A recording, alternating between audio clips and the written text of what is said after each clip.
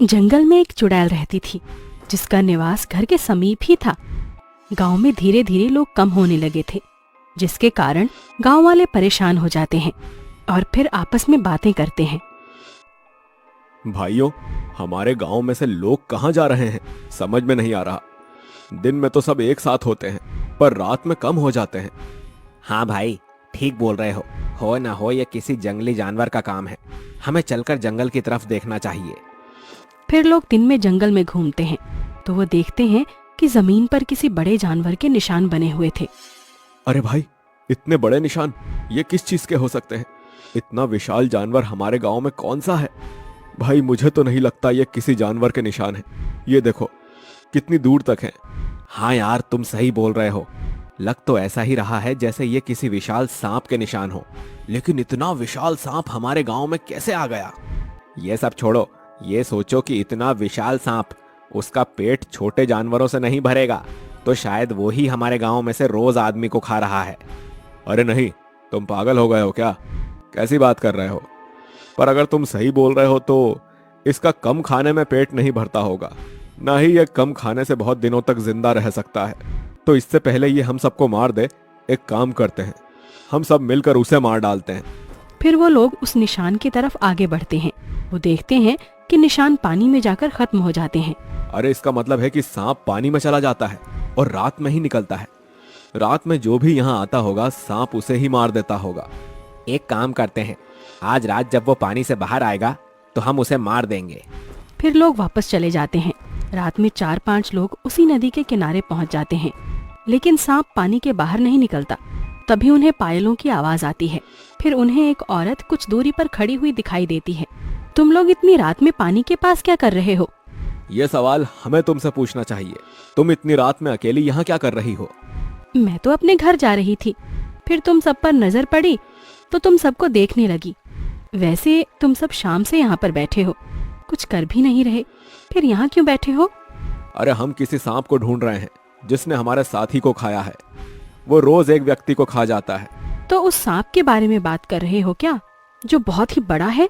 जी हाँ, क्या तुमने उसे देखा है? हाँ, मैंने उसे देखा है। वो उधर की तरफ रहता है।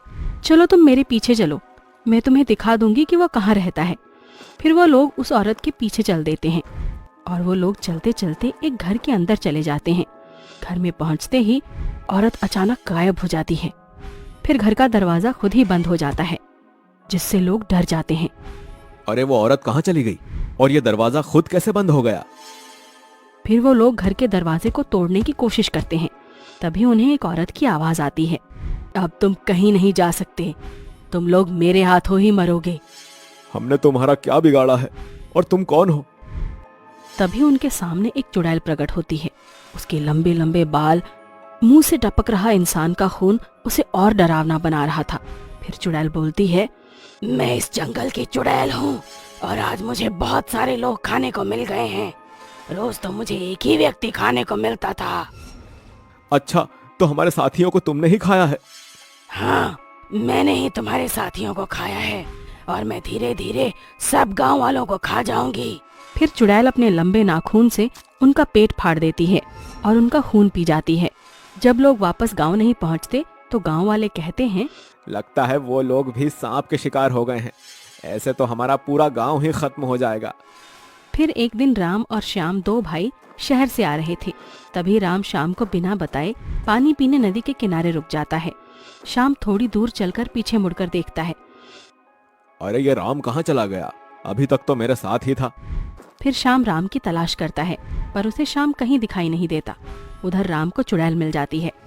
चुड़ैल को सामने देखकर राम बहुत डर जाता है। फिर चुड़ैल राम को बोलती है, अरे वाह, आज तो खाना खुद ही मेरे पास आ गया। अच्छा है, वैसे भी मुझे बहुत तेज भूख लगी थी।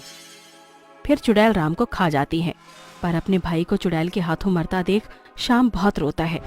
फिर श्याम चुड़ैल से छुपते हुए गांव में पहुंच जाता है और गांव वालों को बोलता है, भाइयों, जंगल में सिर्फ सांप नहीं है बल्कि ये भयानक चुड़ैल भी है जिसने बहुत सारे गांव वालों को और मेरे भाई श्याम को मार दिया।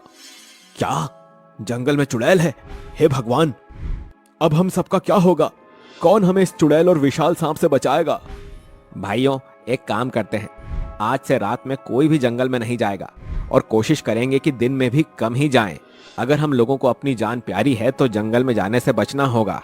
चुड़ैल पहले ही आधे गांव वालों को खा चुकी थी, पर इस घटना के बाद गांव वालों ने जंगल में जाना बंद कर दिया, जिस कारण चुड़ैल भूखी रहने लगी। फिर एक दिन चुड़ैल बोलती है, आजकल गांव वालों को क्या हो गया है, कोई भी जंगल में नहीं आ रहा, जिस कारण मेरी भूख तो बढ़ती ही जा रही है। मुझे क्या खाना चाहिए जिससे मेरी भूख मिट जाए। फिर चुड़ैल को अजगर के 4 बच्चे दिखाई देते हैं। वाह, आज एक काम करती हूँ, मैं इन अजगर के बच्चों को ही खा लेती हूँ। फिर चुड़ैल अजगर के बच्चों को खा लेती है। कुछ देर बाद अजगर वहाँ आता है और राक्षसी अजगर अपने बच्चों की मृत्यु देखकर बहुत गुस्सा होता है।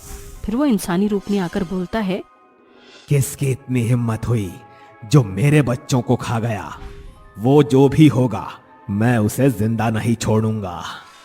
फिर अजगर आग बबूला होकर इधर उधर देखने लगता है तो उसे चुड़ैल के पैरों के निशान दिखाई देते हैं। तो चुड़ैल ने ही मेरे बच्चों को खा लिया, वो पूरे गांव को तो खा गई, उसने मेरे बच्चों को भी नहीं छोड़ा, अब वो जिंदा नहीं बचेगी। फिर राक्षसी अजगर चुड़ैल के घर पहुंच जाता है और उसको बोलता है, चुड़ैल, तेरी इतनी हिम्मत, तूने मेरे बच्चों को खा लिया, अब तू जिंदा नहीं बचेगी।